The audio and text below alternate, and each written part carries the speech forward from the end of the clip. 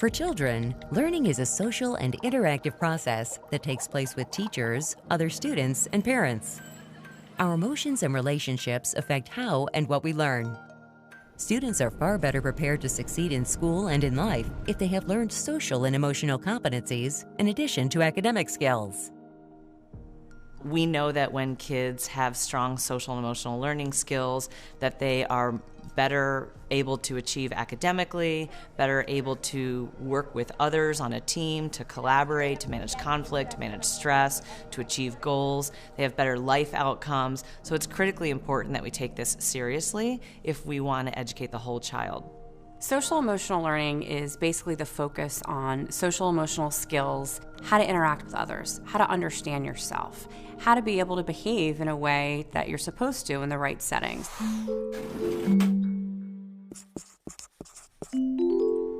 When we think about self-awareness, we're thinking about how do I know and understand myself, my emotions, my thoughts, my cultural identity.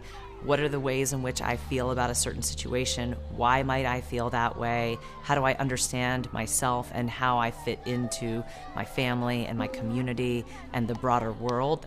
We want to give kids opportunities to really think about their own experiences, their own emotions, and how they are dealing with those things.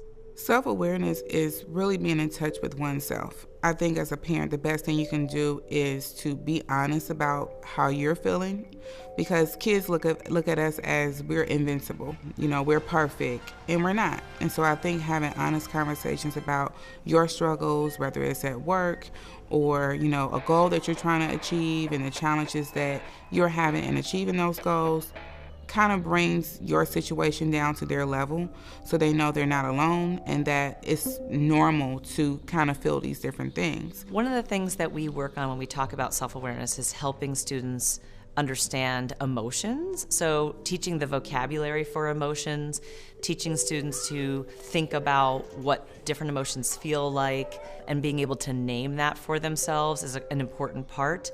As teachers and adults, we need to go to the next level. And that goes all the way to junior high and high school.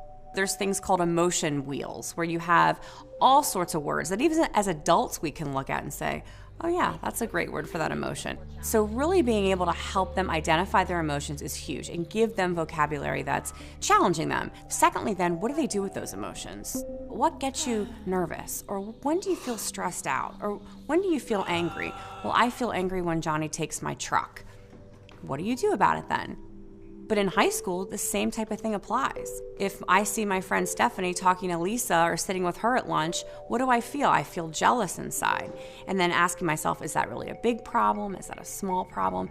In a classroom, we can model that for kids. So as a teacher, I can say, I'm really feeling disappointed today, fill in the blank. And maybe I'll even take some deep breaths, or gosh, everyone's really loud today.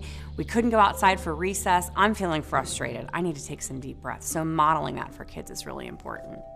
Also teaching kids this idea that through hard work, that they're able to be more successful, teaching a growth mindset as opposed to focusing on you're smart, but rather focusing more on effort, helps kids to understand better who they are. Self-awareness is something that is constantly growing, and we want to be able to give kids tools and messaging around how to be thinking about their emotions and their understanding of who they are.